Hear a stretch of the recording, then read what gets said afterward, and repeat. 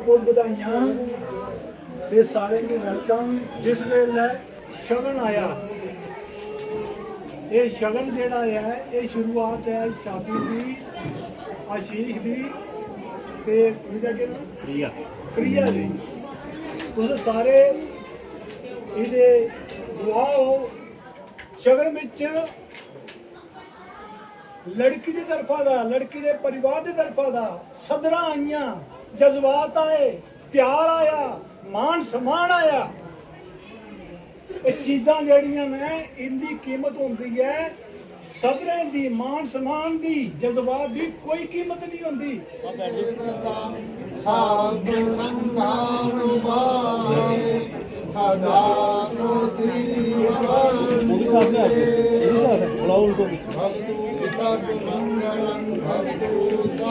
Hand लगाओ इसको, hand पकड़ो ना, आगे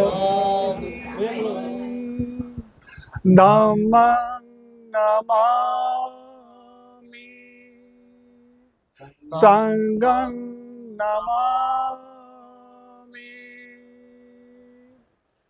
नमो तस् भगवतो अरहतो सम्मा संबुद्धस्स।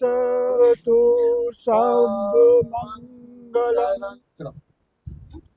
सुगंधिकाय वदनम मन्वत गुणगंधेन सुगंधिना गंधेन पूजयामि तथागतम्। आदिवासेषु नो वन्दे माननीयं परिकल्पितं अनुकम्पम् उपादाय पानहं उत्सवम्। आदिवासेषु नो वन्दे भोजनं परिकल्पितं अनुकम्पम् उपादाय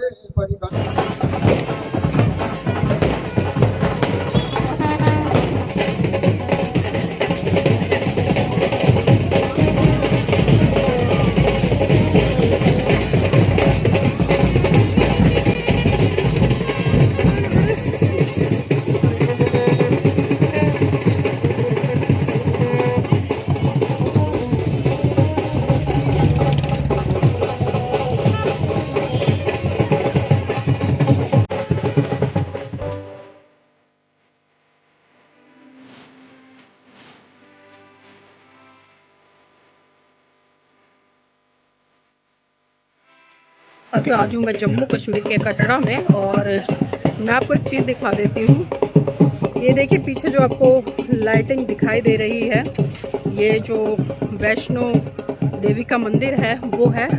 और हम यहाँ पर बारात में आए हैं और शादी है, तो जो बारात आई है वो यहीं पर आई है। मैं थोड़ा सा दिखाती हूँ आपको। ये ऊपर यही है ऊपर वैष्णो देवी का मंदिर की दूसरी साइड।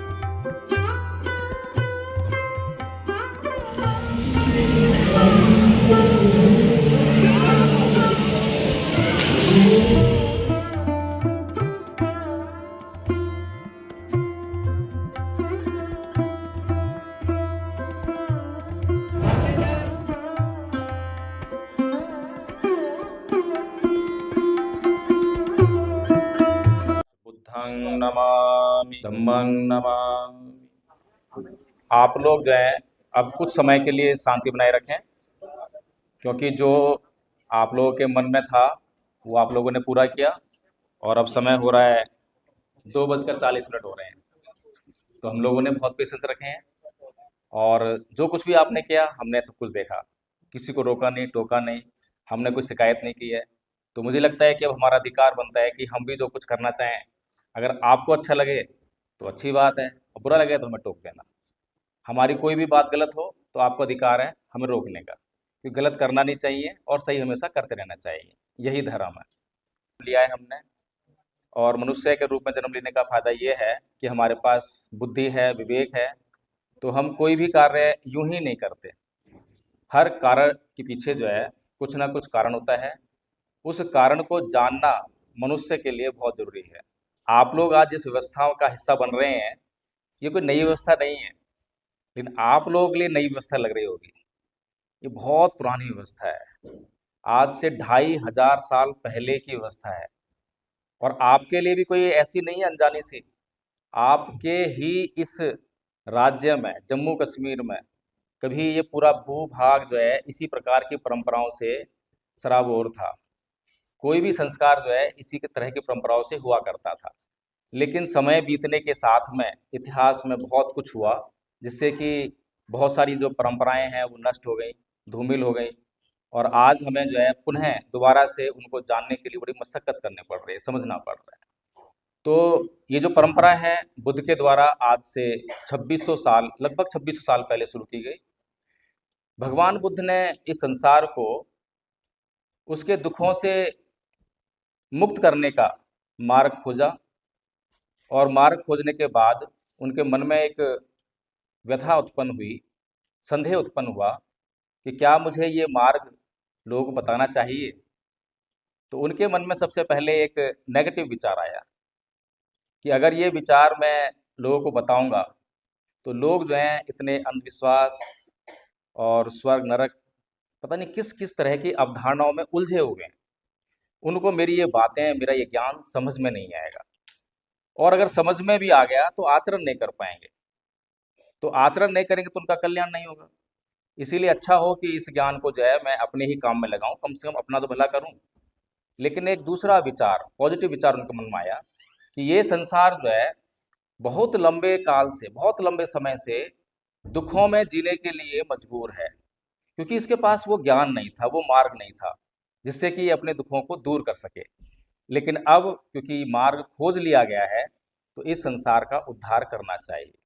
तब भगवान बुद्ध जो है उस मार्ग को दिखाने के लिए, समझाने के लिए, लोगों के दुख दूर करने के लिए निकल पड़े, और उसके बाद उन्होंने जो है 45 साल तक अनवरत इस संसार की सेवा की, और जो काम, जो मार्ग उन्होंने दिखाया वो हमें पहुंचा यहाँ तक। तो वो मार्ग क्या था? भगवान बुद्ध कहते हैं कि दुख जो है सबसे बड़ा सत्य है।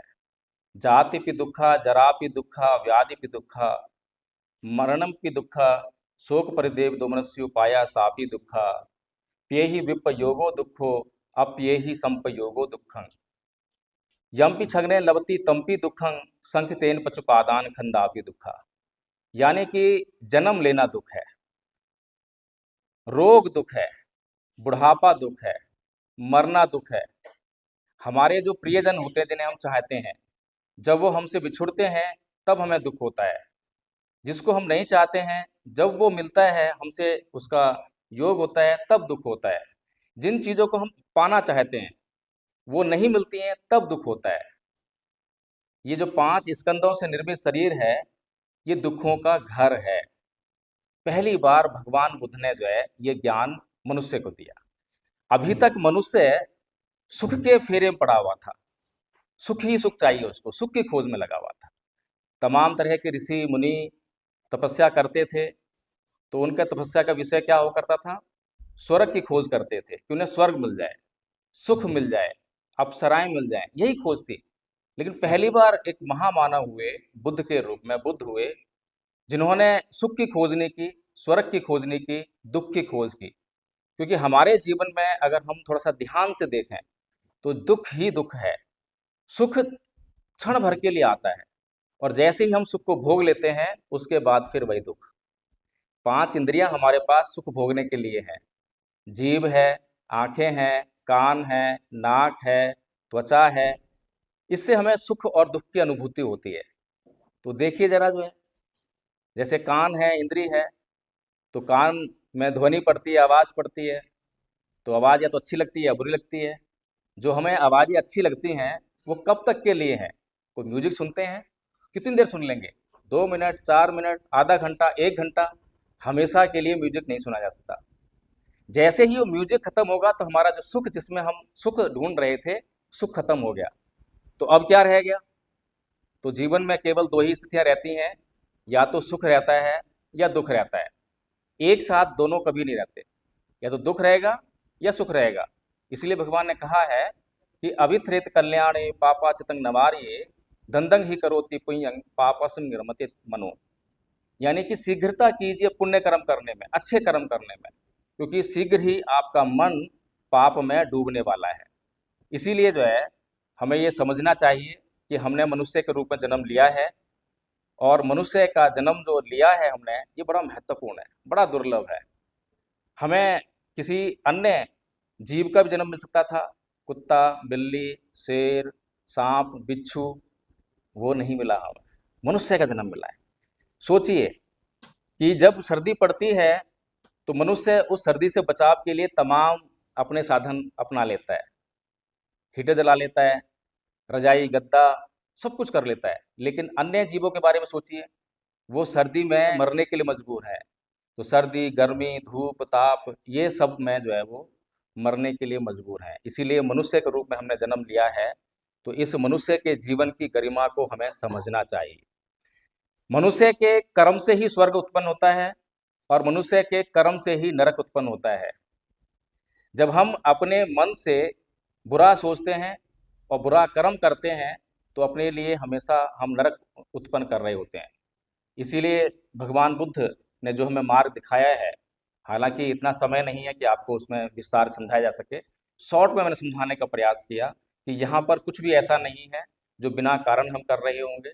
हर बात के पीछे, हर चीज़ के पीछे आपको कारण दिखाई देगा, और आप कारण बाद में जान सकते हैं, पूछ सकते हैं। इसलिए हमें व्यवहारिक जीवन में क्या समस्याएं हैं, क्या सुविधा है, सबको जानकर ही अपना काम करना है। भगवान बुद्ध ने एक बात और कही है, अकोछि मंग अवधि मंग अजीनी मंग अहासी में ये चैतंग उपनहंती वेरंग तेसंग न सम्मति। हालांकि हम लड़का और लड़की दोनों के लिए 22-22 प्रतिज्ञाएं लेकर आए हैं, और वो उनके जीवन में क्या क्या दुख आ सकते हैं, जो हम सब ने जो वैवाहिक जीवन जी रहे हैं, जो दुख हमने खुद फील किए हैं कि किस प्रकार से दुख आता है, तो उनको हमने उस 22 प्रतिज्ञाओं में उतार दिया है। तो जब गाथा कही है मैंने, उसका मतलब ये है कि उसने मुझे डांटा, उसने मुझे मारा, उसने मुझे लूट लिया, उसने मेरा सब कुछ जीत लिया। जो ऐसी बातें अपने मन में बनाए रखते हैं, उनका वैर कभी शांत नहीं होता। समझ में आ रही है बात? अभी हमारे घरों में इस प्रकार के लड़ाई झगड़े होते रहते हैं। पत्नी ने अगर थोड़ी सी ऊंची आवाज में कुछ बोल दिया तो पति को सहन नहीं है, और पति ने फिर उससे ऊंची आवाज में कुछ बोल दिया, सोचिए कलह उत्पन्न हो गया। एक हमारे जीवन की रियल घटना है। एक हमारे साथी हैं, दिल्ली पुलिस में जॉब करते हैं, अब तो रिटायर हो गए हैं खैर।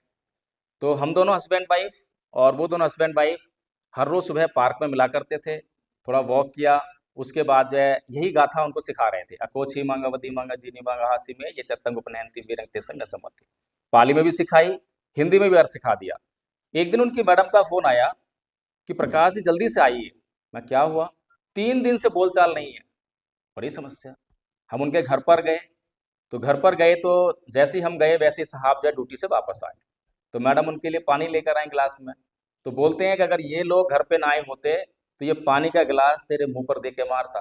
सोचिए कितनी बड़ी जटिल समस्या उनके बीच, पता नहीं क्या हुआ होगा, किस बात पे गुस्सा हुए होंगे। 3 दिन से बोलचाल नहीं है। फिर मैंने उनसे केवल एक ही बात पूछी कि आदरणीय जी ये बताइए कि हम हर रोज एक गाथा याद करते हैं, उसका मतलब क्या है? इतना पूछना था, उनके चेहरे पे मुस्कान आ गई, क्योंकि समझ गए क्या याद कर रहे थे कि मन में कुछ भी बनाए नहीं रखना है। मन में कुछ भी शेष रह जाएगा तो वो तंग करेगा। इसीलिए चेहरे पे मुस्कान आ गई, हंस पड़े, और तुरंत पानी का गिलास लिया और पी लिया, और वो झगड़ा बिल्कुल खत्म। एक झटके में 3 दिन का कलह कलेश एक झटके में खत्म हो गया।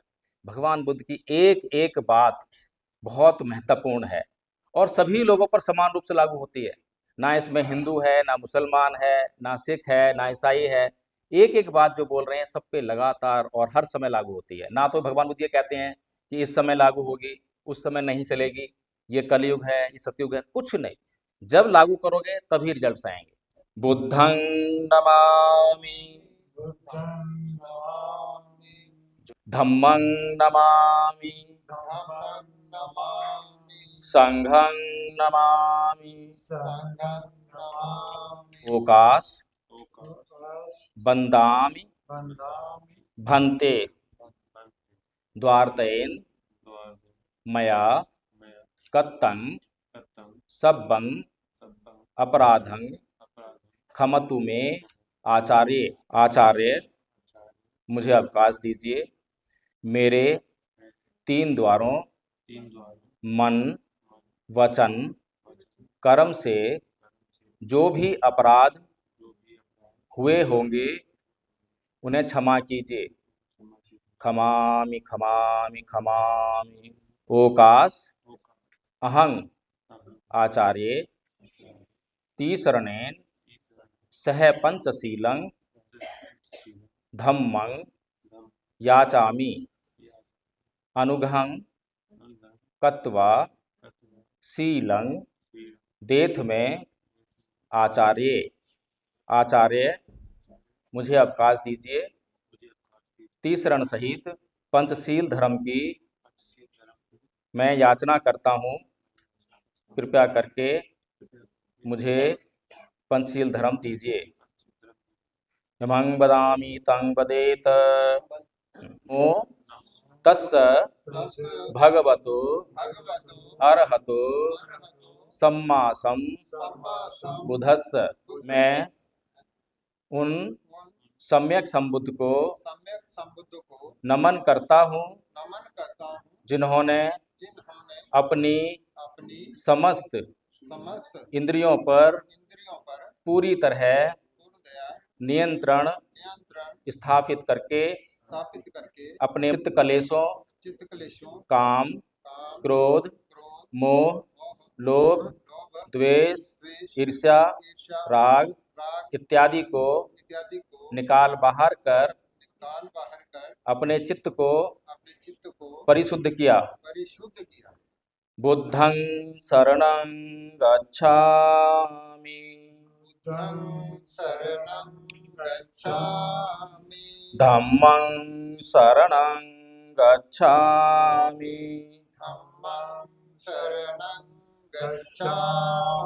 संघं शरणं गच्छामि। पाणातिपाता वेरमणि सिक्खापदं समादयामि।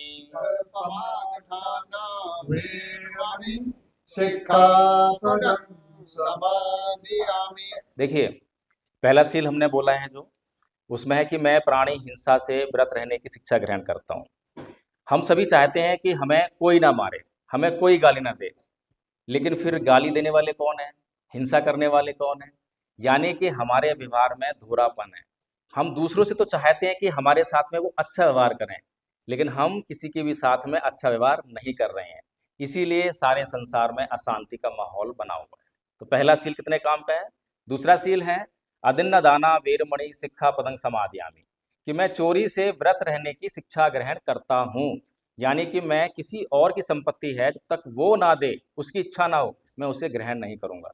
लेकिन आजकल तो लोभ और लालच मन में इतना भरा पड़ा है कि काम ना करना पड़े और ये मैं कोठी का मालिक बन जाऊं, ये गाड़ी मेरे पास आ जाए, अरे इतना काम कौन करेगा।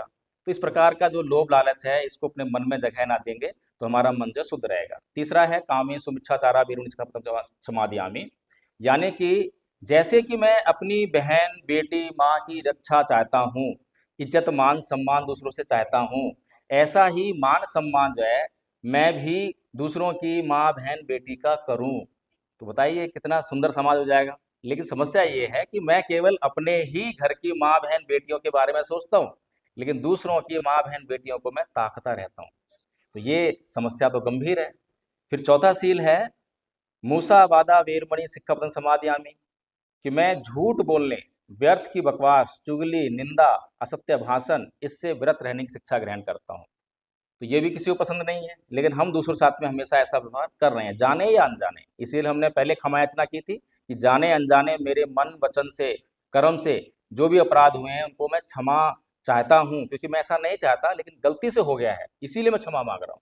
फिर पांचवा सील है सुरा मेर मज्ज पमाद ठाना वेरमणि सिक्खापदं समादयामि, कि मैं किसी भी प्रकार नशीली चीज के सेवन वह प्रमाद से व्रत रहने की शिक्षा ग्रहण करता हूँ। इसको आप अच्छी तरह समझते होंगे, इसको एक्सप्लेन जरूरत नहीं है।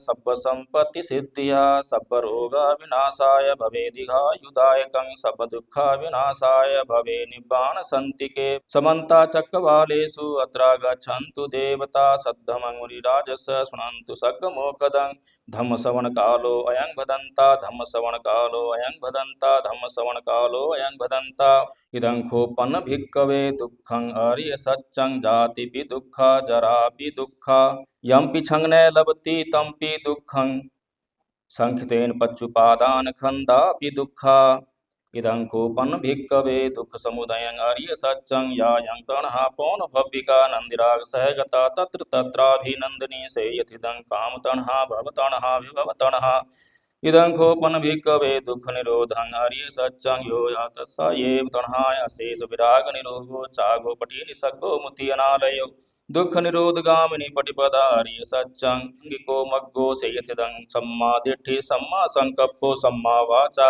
सम्मा कम्मन्तो सम्मा आजीवो सम्मा वायामो सम्मा सति सम्मा समाधि एवं मे सुतं एकं समयं भगवा सावधियं विहरति जेतवने नाथ पिंडिकस्य समनांच दर्शनं कालेन धम्म साकच्चा एतं मंगलमुत्तमम्। हर शादीशुदा औरत मंगलसूत्र पाती, क्यों पाती है?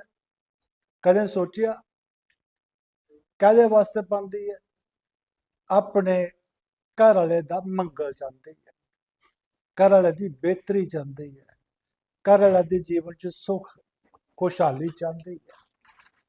पर सवाल यह है कि मंगलसूत्र जिहड़ियां मेरियां भैणां पांदियां ने, क्या उनके पति दी जीवन जिहड़ी है वो सुरक्षित रहिंदी है?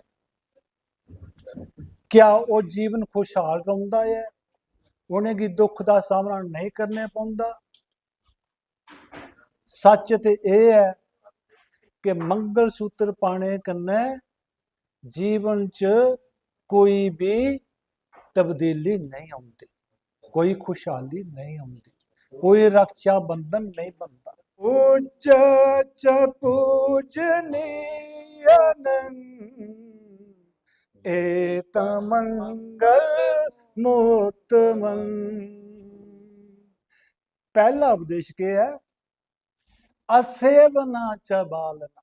बालनंग होता है जेड़ा ना समझो है, मूर्ख हो है, मूर्ख की संगति नहीं करनी। त्रिरत्न की पावन स्मृति व स्मृति भावना कर उपस्थित समाज को साक्षी मानकर हम अपनी प्रिय पुत्री को आपकी प्रिय पुत्र वधू के रूप में समर्पित करते हैं। मैं अपने जीवन साथी के प्रति कभी भी हिंसात्मक, कटुतापूर्वक, संदात्मक, आक्रामक या अभद्र व्यवहार नहीं करूँगा। मैं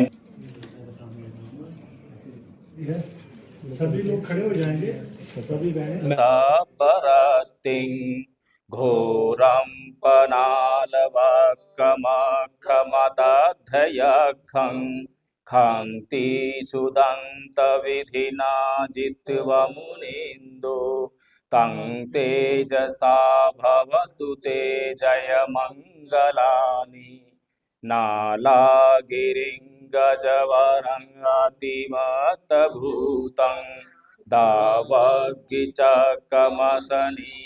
सुदारुणन्तं मेतम्बुसेकविधिना जित्वा मुनीन्दो तं तेजसा भवतु ते जयमङ्गलानि। सबका मंगल होए रे, तेरा मंगल होए रे, जल के थल के और गगन के प्राणी सुखिया होए रे। दृश्य और अदृश्य सभी जीवों का मंगल होए रे। पंचशील पालन करें सब, दान दें दिल खोल रे। जन जन मंगल, जन जन मंगल, जन जन मंगल होए रे। सबका मंगल, सबका मंगल, सबका मंगल होए रे। सब्बे सत्ता सुखी होन्तु, सब्बे होन्तु चखे बिनु। सब्बे भद्राणि पश्यन्तु मा किंचित् दुःखमागम। सब्बे सत्ता सुखी होन्तु, सब्बे होन्तु चखे बिनु। भवतु सर्वमङ्गलं, भवतु सर्वमङ्गलं, भवतु सर्वमङ्गलम्। आपका विवाह संपन्न हुआ।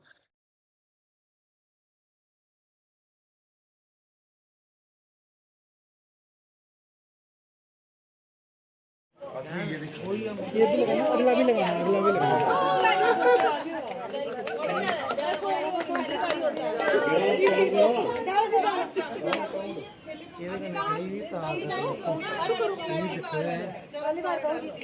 फाइनल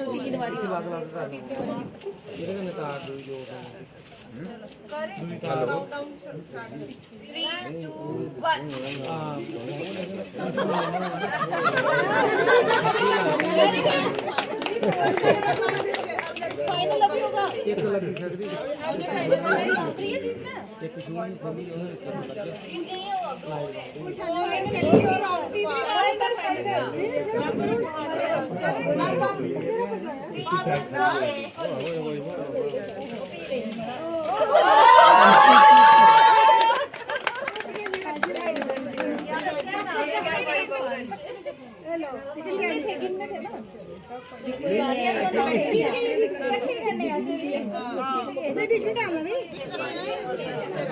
अपने पर्सन में